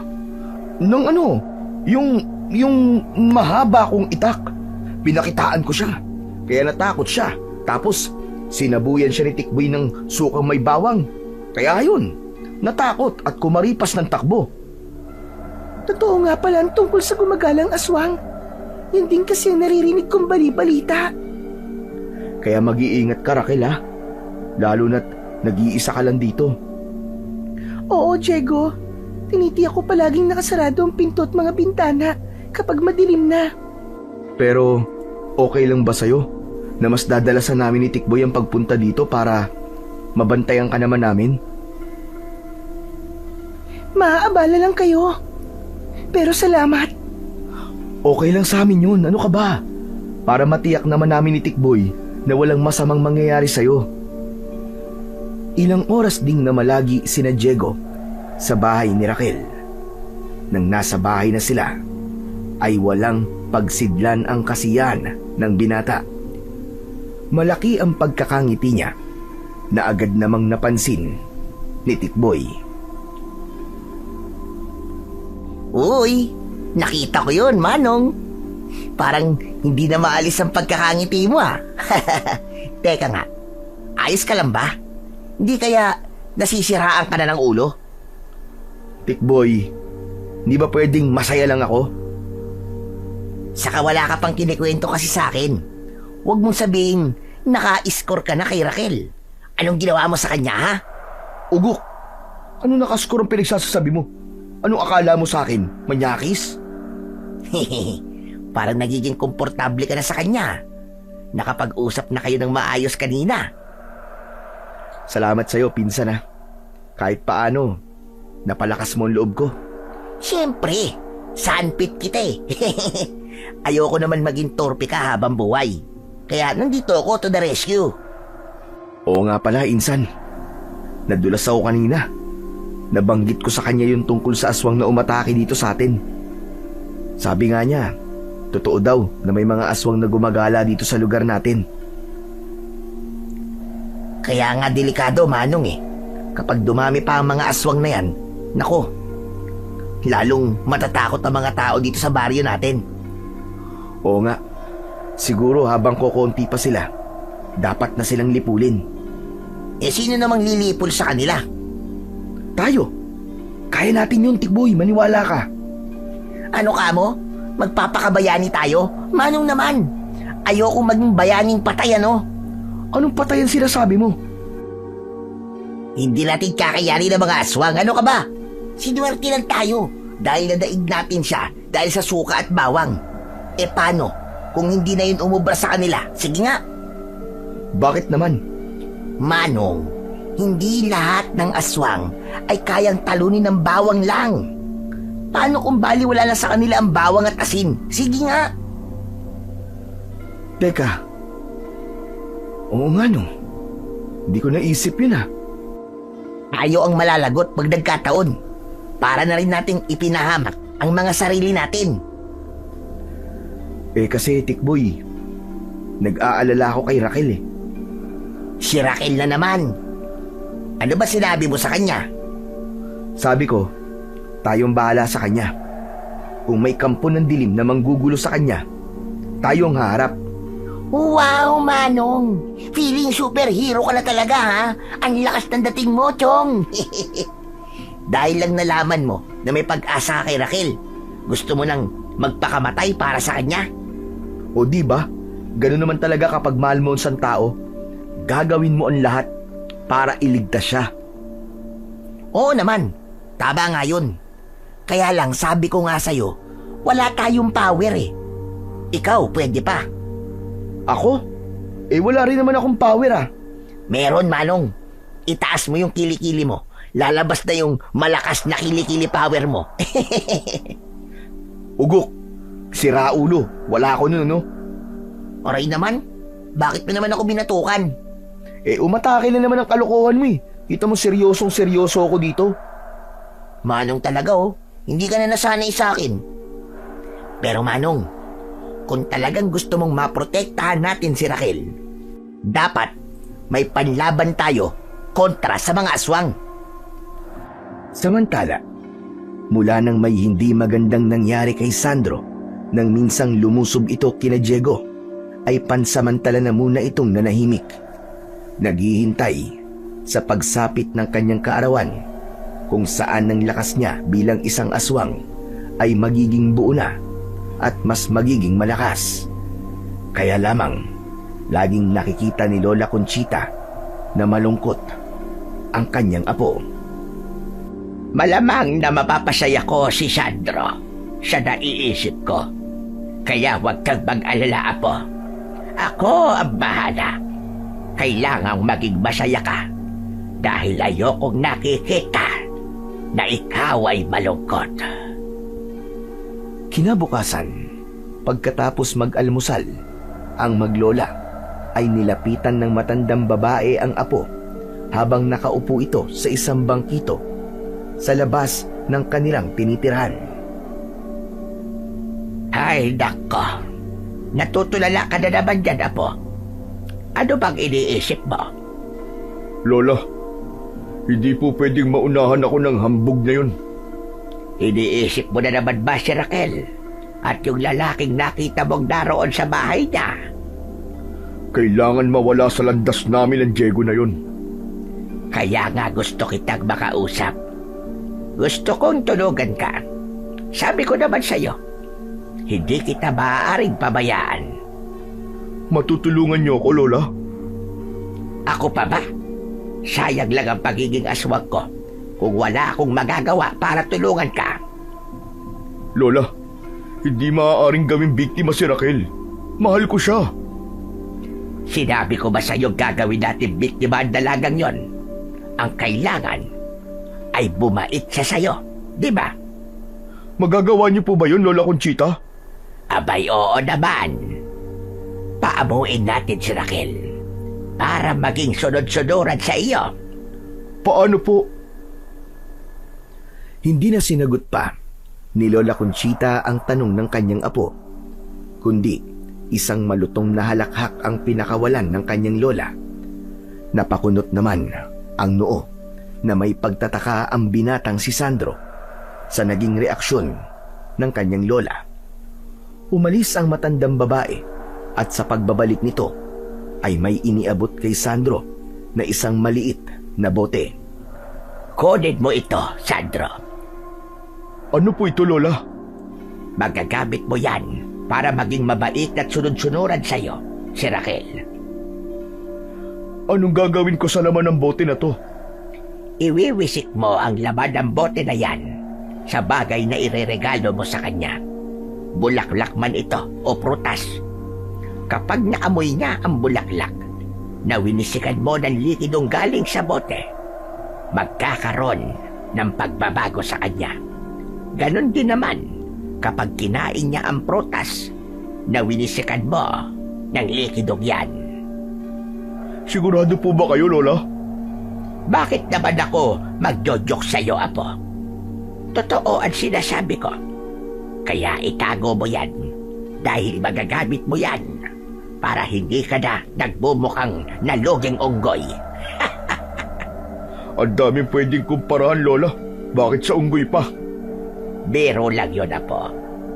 O sige na, gamitin mo na yan sa lalong madaling panahon dahil may expiration ang bisa ng likidong yan. Bukod sa pagiging aswang ni Lola Conchita, ay galing din siya sa lahi ng mga mambabarang na gumagawa ng kakaibang gayuma. Nagagawa nilang kakaiba ang simpleng tubig. Kapag naorasyonan nila yon, gamit ang dasal na galing sa kampon ng kadiliman. Kaya hindi na nag-aksaya pa ng panahon si Sandro. Nang araw ding yon, ay humanap ng bulaklak ang binata. At upang makasiguro, ay sinamahan na rin niya yun ng prutas. Hinog na mangga ang kanyang napili. Rosas na pulang-pula at matamis na mangga. Ito ang ibibigay ko kay Raquel. Kaya humanda ka, Raquel, dahil magbabago na ang lahat sa buhay mo. Buo ang loob na dumalaw si Sandro kay Raquel. Hindi yun ang una niyang pagdalaw, kaya lamang tila walang interes sa kanyang makipag-usap ang dalaga. Subalit sa pagkakataong yun, ay inaasahan niyang magkakaroon na yun ng pagbabago. Marahang kumatok si Sandro sa pinto ng bahay ni Raquel. Nang buksan ng dalaga ang pinto, ay malaki ang pagkakangiti nito. Marahil ang inaasahan niyang darating ay sina Diego at Tikboy. Kaya lamang, nang makita na si Sandro ang nasa labas ng pintuan, ay agad na nagbago ang itsura nito. Napakunot ang noo ng dalaga at sumimangot. Ikaw na naman? Ha? Ngayon lang uli ako bumisita sa'yo, Raquel. Alam ko, Sandro. Pero di ba sabi ko naman sa'yo, wag mo na akong puntahan dito. Gusto lang naman kitang makita at makakwentuhan. Busy ako. Marami pa akong gagawin, Sandro. Pero Raquel, Sa ibang araw ka nalang bumalik, pwede? sige. Pero iiwan ko na lang sa itong flowers na dala ko. Saka heto, matamis na mangga. Alam kong paborito mo to eh. Napatingin lamang si Raquel sa binatang nasa kanyang harapan. Mahilig siya sa mga bulaklak at paborito din niya ang mangga, lalo na kapag matamis. Kaya hindi niya natanggihan ang binigay ni Sandro. Kinuha niya ang palumpon ng bulaklak at ang prutas na nasa isang maliit na basket. Otomatiko namang agad na inamoy ni Raquel ang bulaklak pagkatapos niyang abutin ito. Kaya malaki ang pagkakangiti ni Sandro. Hindi yun napansin ni Raquel dahil ang atensyon nito ay nasa hawak na bulaklak at matamis na mangga. Pagkatapos na amuyin ni Raquel ang bulaklak, ay tila nakaramdam ng kakaiba ang dalaga. Napapikit ang mata na tila nakaramdam ng konting hilo. Oh, bakit Raquel? Ano nangyayari sa'yo? Wala. Parang bigla lang ako nahilo. Pero nawala rin kagad. Baka dahil lang sa pagpupuyat ko. Nagpupuyat ka? Oo. Nag-aalala kasi ako matulog dahil baka biglang may umataking aswang. Mas mainam yung gising ako at nakaredy. Aswang? Natatakot ka sa aswang? Oo naman. Kung bigla akong lapain nun, di magiging kwento na lang ako. Ngayong nandito na ako, akong bahala sa'yo, Raquel. Ipagtatanggol kita sa aswang na sinasabi mo. Siya nga pala. Ba't dito tayo nag-uusap sa may pintuan? Halika, Sandro. Pumasok ka muna dito sa loob. Napatitig si Sandro sa dalaga. Kanina lang ay gusto siya nitong itaboy at paalisin. Ngunit ngayon, pinapapasok na siya sa loob ng bahay. Tama nga ang kanyang lola Conchita. Yun ang agad na pumasok sa isip ni Sandro. Nagkakaroon na ng bisa ang iwinisik niyang likido sa bulaklak at prutas na ibinigay niya kay Raquel. Walang pagsidlan ng kasiyahan ng binata nang magbago ang pakikitungo sa kanya ng dalaga. Kung dati ay hanggang pinto lang siya, ngayon ay pinapapasok na siya sa loob ng bahay. Masayang nakipagkwentuhan kay Sandro si Raquel. Ang kaganapang yon ay hindi naging lingid kina Diego at Tikboy na napadaan sa tapat ng bahay ni Raquel. Galing na noon ng magpinsan sa paglalako ng isda. At gaya ng dati, ay may itinabi silang isda na ibibigay sa dalaga. Manong Diego, totoo ba tong nakikita ko? Ha? Oo, Tikboy. Totoo tong nakikita natin. Hindi to fake news. At mukhang hindi rin prank. Nako, patay na. Bakit? Mukhang mauungusan ka na ni Sandro ah. Masaya silang nag-uusap ni Raquel oh. Ikaw naman. Baka naman talaga lang mahilig makipagkaibigan si Raquel. Kaya lang insan, dati naman, hindi niya hinaharap si Sandro. Pero ngayon, nasa loob pa ng bahay at nakikipagkwentuhan sa kanya. Pinapasok siya ni Raquel. Sabi ko nga, baka nagiging friendly lang si Raquel. Manong, ayun, palabas na ng bahay si Sandro. Pauwi na siya. Hintayin natin makaalis siya. Tapos, saka tayo lalapit kay Raquel. Hinintay ng magpinsan na makaalis at tuluyang makalayo si Sandro. Saka pa lang sila lumapit sa bahay ni Raquel. Magiliw pa ang naging pagtawag ni Tikboy sa dalaga. Hello Raquel, nandito kami uli ni Manong Diego ko. Kumusta ka na, Raquel? Ayos lang. Ba't ba kayo nandito? Anong kailangan nyo? Nasa tono ng boses ni Raquel na tila hindi interesado na naroon sina Diego at Tikboy. Bagay na ipinagtataka ng magpinsan. Ikaw naman Raquel, ba't ganyan ka kung magtanong? Di ba sabi mo okay lang sa'yo na pumasyal kami rito sa bahay mo? Sinabi ko ba yon? Wala akong matandaan eh. Ang bilis mo namang makalimot. Basta, wala akong matandaan. O ano? Ano nga palang kailangan nyo sa akin? Heto, may dala kami uling isda sa'yo. Tilapyang mestisa at mataba. Galing yan sa palaisdaan ni Apong Isaac. Hinango namin doon. Oo nga, Raquel. Bigay namin sa'yo yan.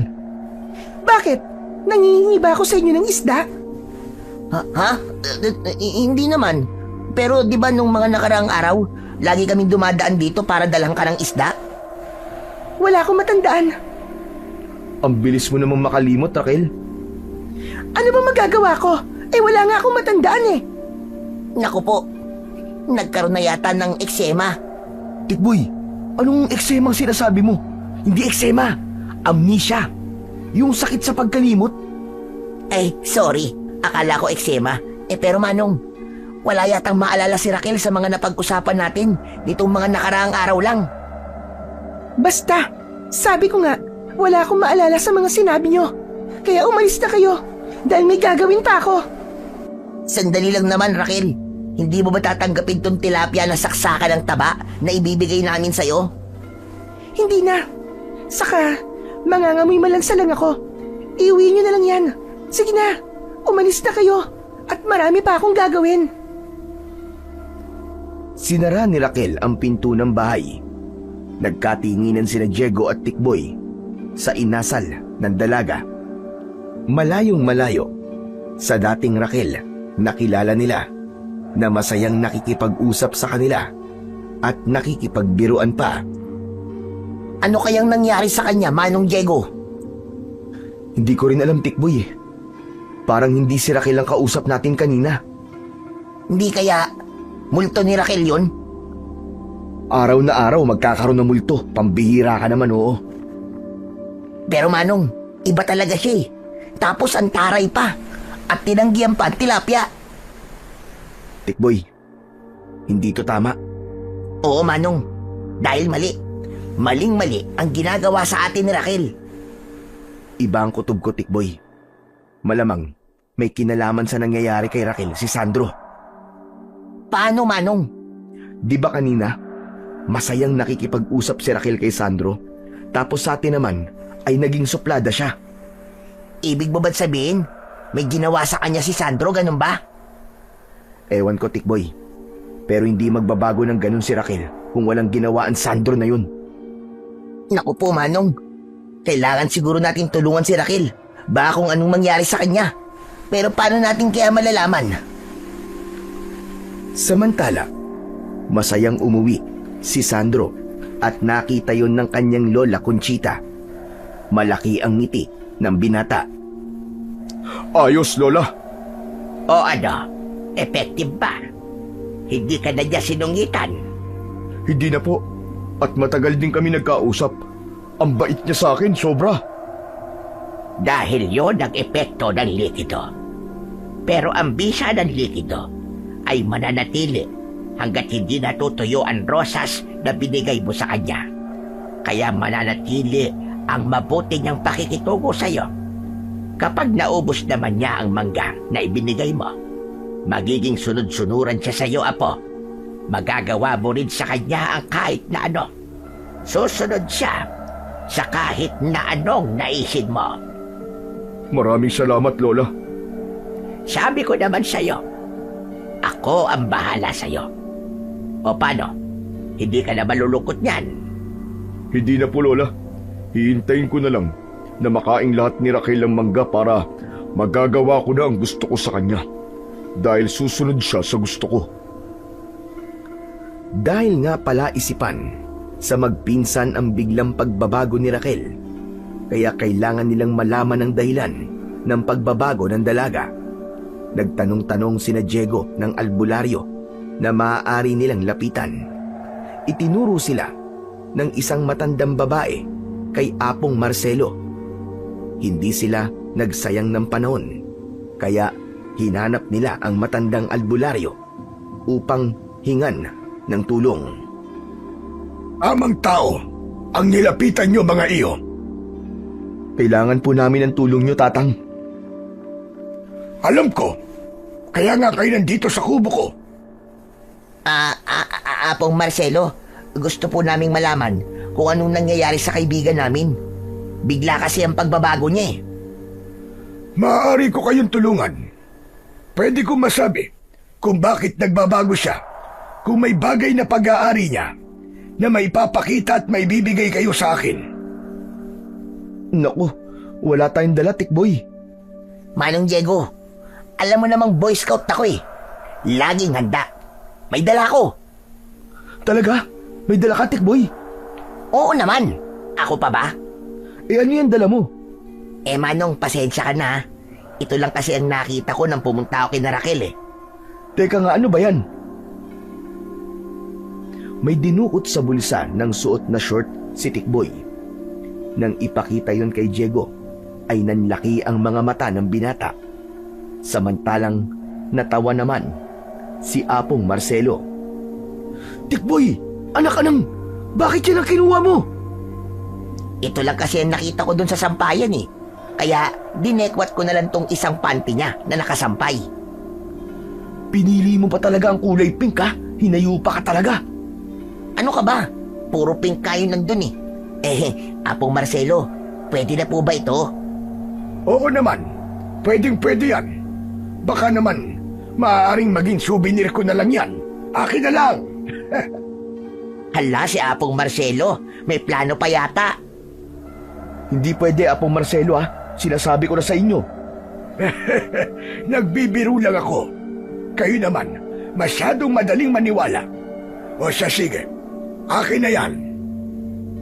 At kailangan ko yan para malaman kung ano ang totoong nangyayari sa kaibigan nyo.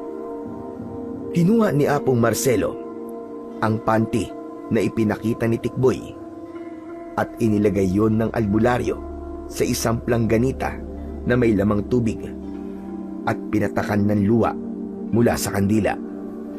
Pinagmasdang maigi ni Apong Marcelo ang tubig. Nagkaroon yun ng pagbabago at tila naging malabo ang kulay. Apong Marcelo, ano pong nakikita nyo? Puro libag yata yan ang kwan ni Raquel Lumabo yung tubig eh. Hindi libag yan, kundi yan ang kulay ng nilalang na nagpapabago sa ugali ng kaibigan nyo. Ha? Ano pong ibig nyo sabihin, Apong Marcelo? Kampon siya ng kadiliman at tignan nyo na buong luha ng kandila. Harang nilalang na may nakakatakot na anyo. Diyos ko po, hindi ako maaaring magkamali. Isang aswang ang gumagawa ng hindi maganda sa kaibigan nyo. Ano po? Isang aswang? Oo, hindi maaaring magkamali ang nakikita ko sa palangganitang may tubig. Kaya mag-ingat kayo. Dahil kayo man ay maaaring mabiktima ng aswang. Lalo na ngayon, panahon ng pagsibol ng kanyang malakas na kapangyarihan. Pero Apong Marcelo, kung aswang po may kagagawan ng pagbabago ng ugali ng kaibigan namin, paano namin siya matutulungan? Lalo na kung sinasabi mong mas magiging malakas siya. Oo nga po, Apong Marcelo. Wala lamang kaming power ng pinsang ko eh. Mga tindero lang po kami ng isda. Nais nyo bang magkaroon ng kapangyarihan? Aba, Apong Marcelo, sino ba naman po ang aayaw? Oo nga po, siyempre, gustong-gusto po namin ng pinsang ko yun. Makinig kayong mabuti sa sasabihin ko. Gusto ko kayong tulungan dahil nakikita ko at nararamdaman na mabubuti kayong tao. Yung ginawa niyong pagpapakita ng malasakit sa inyong kaibigan ay isang mabuting halimbawa. Kaya tama lamang na magkaroon kayo ng kakaibang lakas para matulungan siya. Dahil nakikita ko na nasa panganib ang kanyang buhay. Kaya nga po gusto namin siyang tulungan, Apong Marcelo. Makinig kayo at tandaan niyong mabuti ang sasabihin ko. Dahil isang beses ko lang itong sasabihin at ipapaliwanag. Matamang nakinig at nakatitig ang dalawang magpinsan kay Apong Marcelo habang nagsasalita at pinapaliwanag ang kanilang dapat gawin. Kailangang matandaan nila ang bawat detalye dahil ayaw nilang magkamali. Nakuha niyo bang lahat ng sinabi ko? Opo, Apong Marcelo. Yung po ang dapat namin gawin? Oo, Diego. Kailangan walang labis at walang kulang. Umalis na ang magpinsan sa bahay ng albularyo at manghuhulang si Apong Marcelo. Baon nila sa kanilang pag-uwi ang mga sinabi nito kung paano makakakuha ng mutya na magagamit nila para tulungan at maprotektahan si Raquel. Subalit bago sila ganap na umuwi ng bahay, ay dumaan muna sila sa bahay ng kaibigan dalaga. Muli ay hindi maayos ang pagtrato nito sa kanila, hindi gaya ng dati. Andito na naman kayong dalawa? Raquel, di ba gusto mo namang pumupunta kami rito ni Manong Diego ko? Hindi wala akong sinasabing ganun, no? Nakalimutan mo lang talaga ang mga sinabi mo dati, Raquel. Sige na nga, umalis na nga kayo. Baka mamaya makita pa niya kayo. Sino? Bakit? May inaasahan ka bang bisita? Oo, ako. Ako ang hinihintay kanina pa ni Raquel. Gulat na napalingon sina Diego at Tikboy. Nasa likuran na pala nila si Sandro. Siya ang inaasahan at hinihintay na bisita ni Raquel. O ba't ganyan kayo makatingin ha? Hindi kayo makapaniwala na ako ang hinihintay ni Raquel? Diego, Tikboy! Si Sandro ang hinihintay ko. May usapan kami na magkikita ngayon. Narinig niyo naman siguro ang sinabi niya. Kaya tsupi na, tsupi! Alis! Umalis kayong dalawa dahil istorbo lang kayo rito. Yabang. Bakit? Batang bubwit? May problema ka ba ha? Huwag mong papatulan ng pinsang ko. Sinasabi ko sa'yo, Sandro. Bakit? Kakasa ka ba ha? Baka hindi mo kilala tong gusto mong banggain, Diego. Hambog ka rin, no? Oo, dahil may ipagmamalaki ako. Kayo ba? Merong ipagmamalaki ha? Ikaw, Diego, may pagmamalaki ka ba? Wala. Wala siyang ipagmamalaki sa'yo. Dahil maliit lang yung kay Manong Diego ko. Nakita ko na yon. Hoy, Tikboy! Ano ka ba? Kung ano sinasabi mo ah? Ha? Ay, Kwan kasi eh. Akala ko kasi yung tinatanong niya yung ipinagmamalaki mo daw. Mabuti pa umalis na lang kayong dalawa, Diego. Para wala ng gulo. At wag na kayong babalik pa dito kahit kailan. Sige na, tsupi na. At wag na kayong babalik ha. Kasi nga, wala nang pakialam sa inyo si Raquel. Kami ng dalawa nagkakaintindihan. Maliwanag na ba yun sa inyo? Nasa bahay na ang magpinsan. Hindi sila mapalagay dahil sa kakaibang inuugali ni Raquel. Hindi ganun ang Raquel na kilala nila. Kaya talagang may mali at posibleng may ginawa si Sandro sa dalaga. Natatakot ako't nag-aalala para kay Raquel. Bakit, Manong? Ano bang ikinakatakot mo? Baka kasi kung anong maisipan gawin ng Sandro na yun eh. Lalo na't sila lang ni Raquel ang tao sa bahay. Hindi naman siguro. O anong plano na natin ngayon, Manong? Mamayang gabi, kailangan na nating gawin yung sinabi ni Apong Marcelo. Dapat na nating makuha ang mutya ng puso ng saging.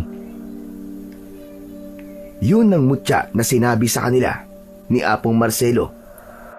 Dapat nilang makuha ang mutya na ihuhulog ng puso ng saging kapag bumuka ito at isa-isang mahulog ang mga balat. Sa ganap na 12 ng hating gabi ay posibleng mahulog mula sa puso ang mutya at yun ay dapat saluhin ni Diego ng kanyang bibig. Hindi yun maaaring gamitan ng kamay.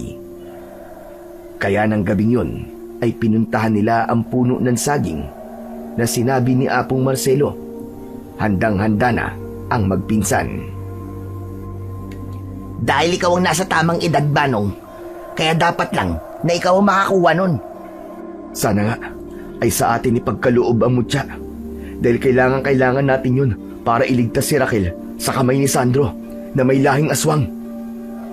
Walang dalang orasan ang dalawa pero alam nilang maghahating gabi na.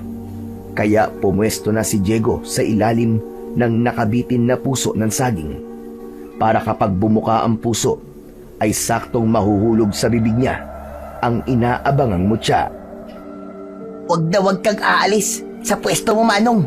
Diyan ka lang sa ilalim ng nakalawit na puso ng saging, ha? Pero baka naman mangawit ako rito habang nakabuka ang bibig ko. Ano ka ba, Manong? Konting tiis at tiyaga lang. Diba sabi nga nila, kapag may tiyaga, may nilaga. Importanteng makuha mo mutya, Manong. Para kay Raquel. Dahil ayaw nilang masayang ang pagkakataong yun. Isa pa ay nandun na rin sila, kaya laban na lang. Yun ang nasa isip ni Diego. Handa na siya dahil pagkuha niya ng mutya ay kailangan tumakbo siya ng mabilis upang hindi abutan ng mga maligno at iba pang mga nilalang na magkaka-interes din sa mutya na yon. Habang nakanganga si Diego, ay pumwesto naman ang batang si Tikboy. Ilang di pa lamang ang layo niya mula sa kinaroroonan ng pinsan. Siya ang titingin sa mutya na babagsak mula sa puso ng saging. Dahil nga alam nilang mag-aalas 12 na ng hating gabi, kaya matyagang naghintay ang dalawa. Nakapwesto na si Diego, habang nakaantabay naman si Tikboy. Maya-maya pa ay tumilaok ang isang manok. Kitang-kita ni Tikboy ang pagbuka ng balat ng puso ng saging. Manong, ayan na! Bumubuka na ang puso ng saging! Tsak na magsushoot na yan sa bibig mo! Hindi sumagot si Diego, kundi alistong-alisto na siya na anumang oras ay maaaring bumagsak ang mutya ng puso ng saging na kanilang inaabangan. Maya-maya pa ay may pumatak na tubig galing sa puso ng saging. Tumama yun sa noo ni Diego. Hindi sumentro sa bibig niya, kaya inayos ng binata ang kanyang pwesto para tiyakin na masisentro sa bibig niya ang pabagsak na mutya.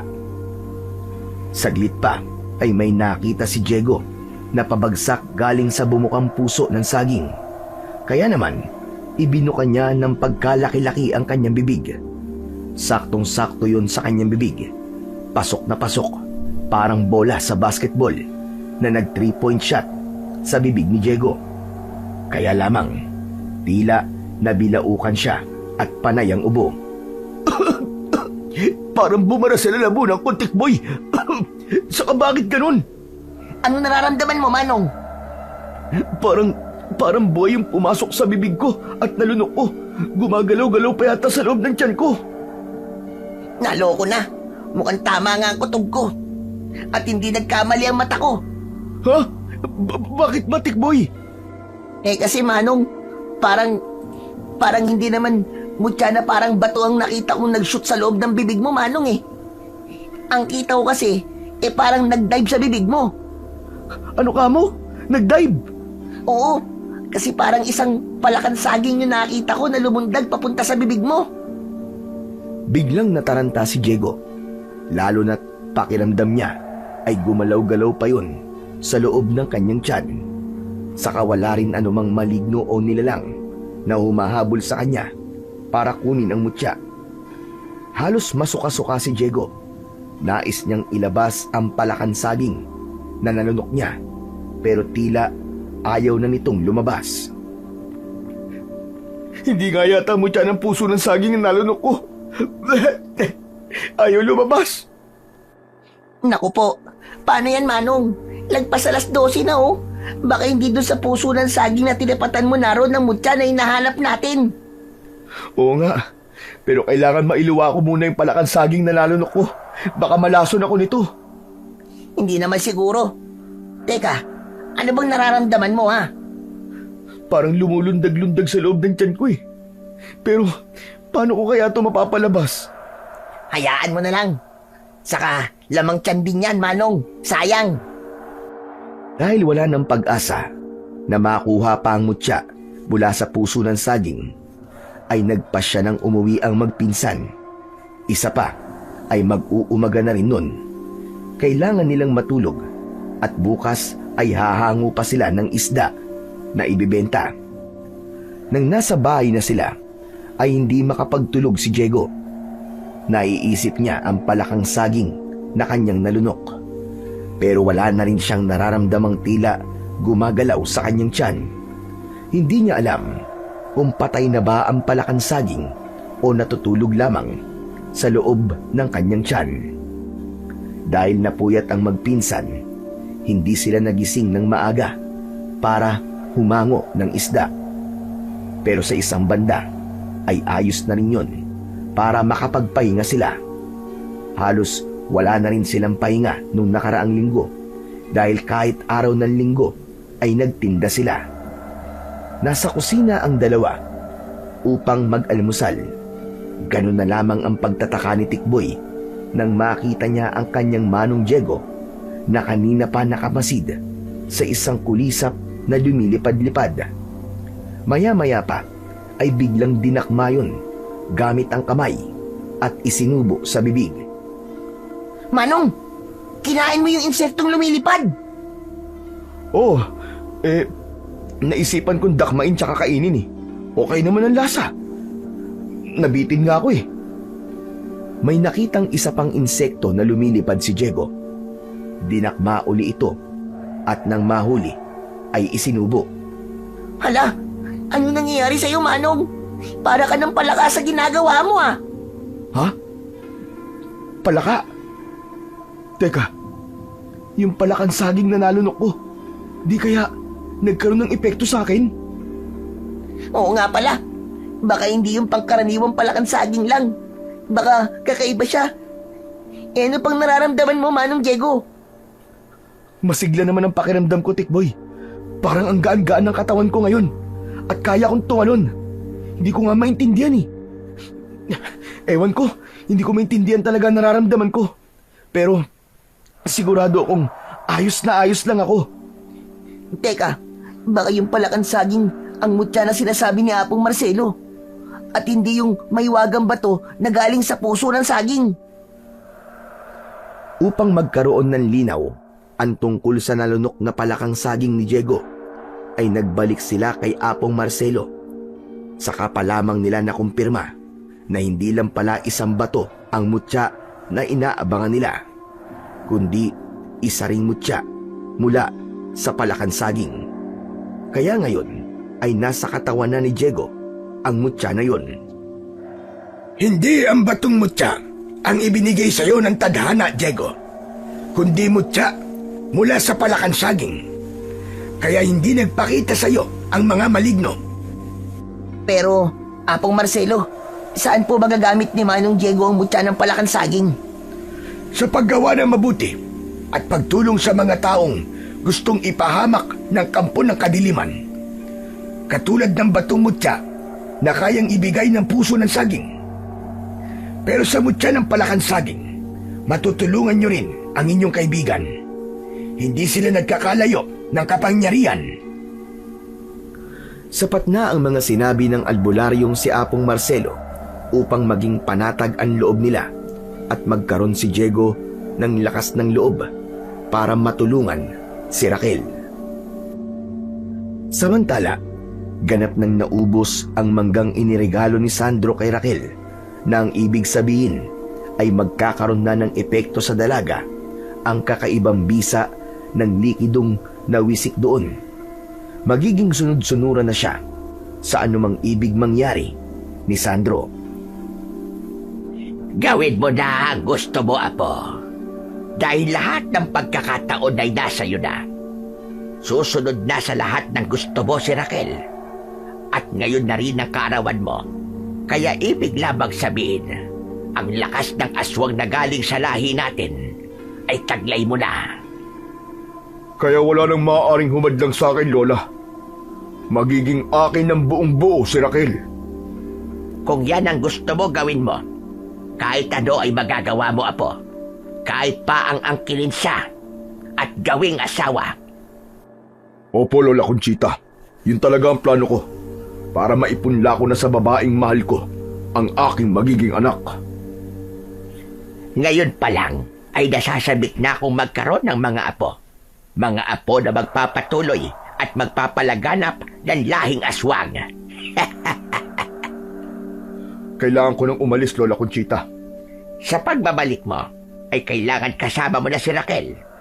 Dito sa lugar natin, bubuo kayo ng pamilya. Isang bagong mundo para sa inyong dalawa. Hindi na nag-aksaya pa ng panahon si Sandro. Sa lalong madaling panahon, ay kailangan niya ng kunin si Raquel bago pa siya maunahan ni na Diego.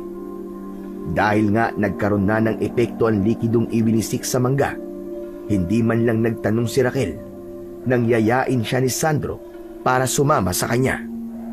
Paalis na sila ng bahay nang mula sa di kalayuan ay parating naman sina Diego at Tikboy. Manong, sandali! Si Sandro! Kasama niya si Raquel! Naloko na.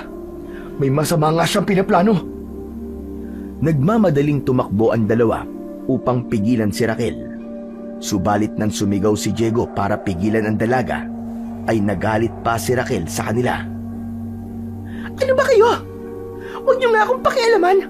Sasama ako kay Sandro dahil gusto ko. Yun ang utos ng puso at isip ko.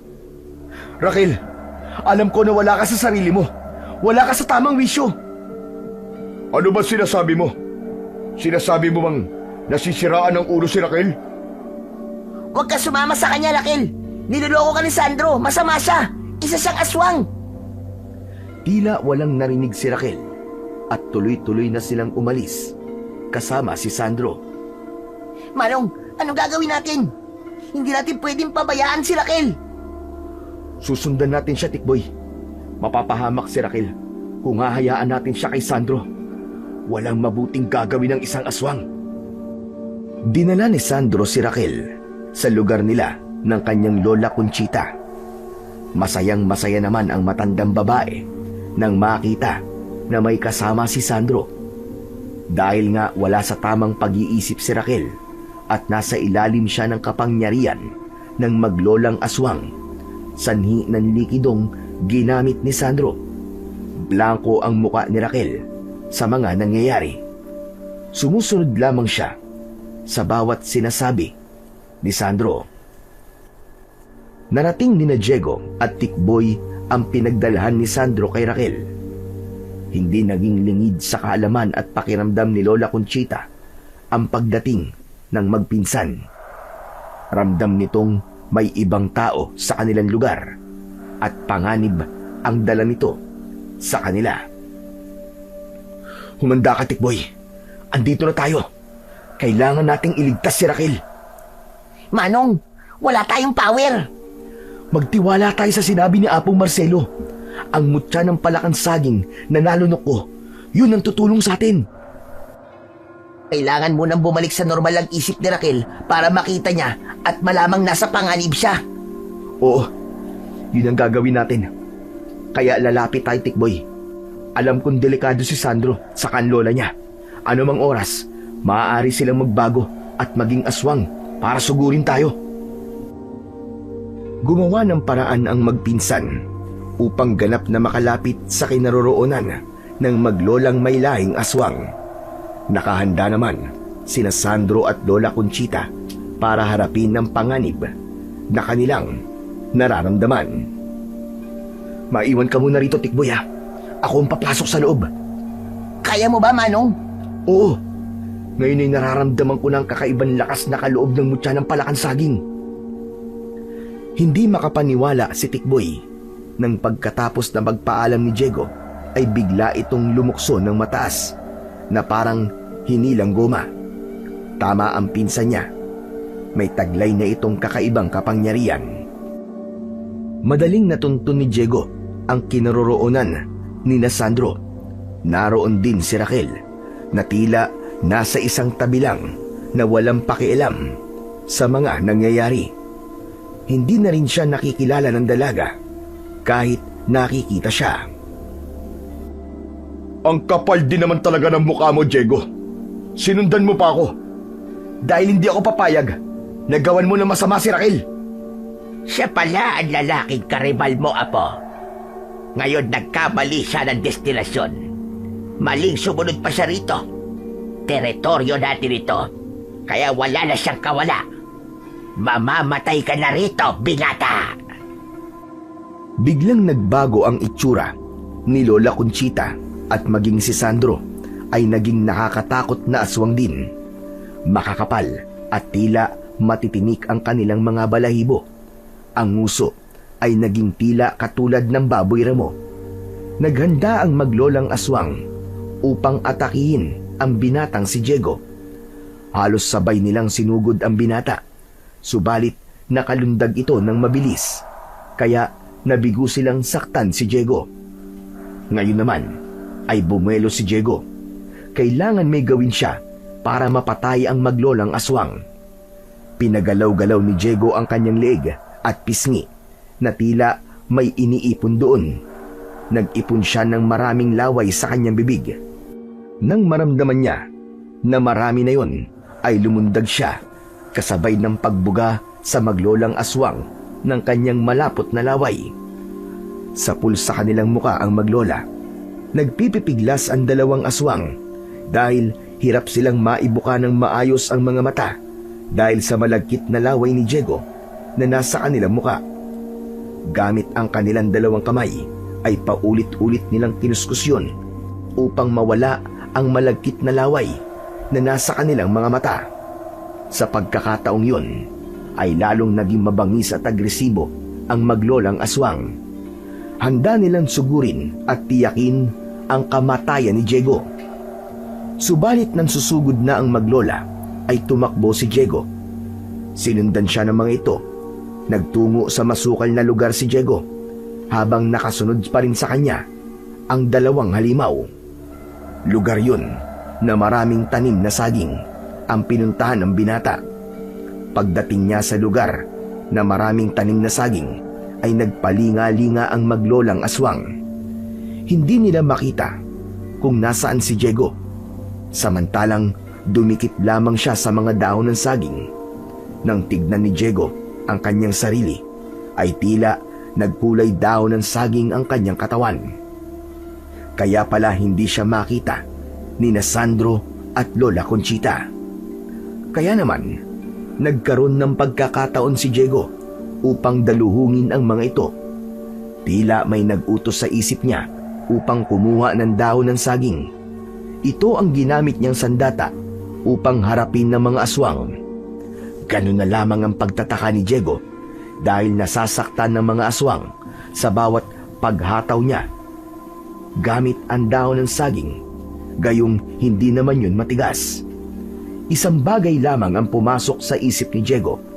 Sadyang nagkakabisa ang mutya ng palakan saging, kaya lahat ng hawakan niya na may kaugnayan sa saging ay nagagamit niyang sandata.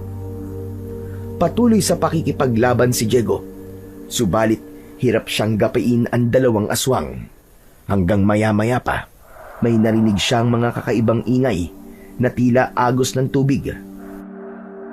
Ganun na lamang ang gulat ni Diego nang makita niya ang laksa-laksang mga palakan saging na naglulundagan papalapit sa kinaroroonan niya.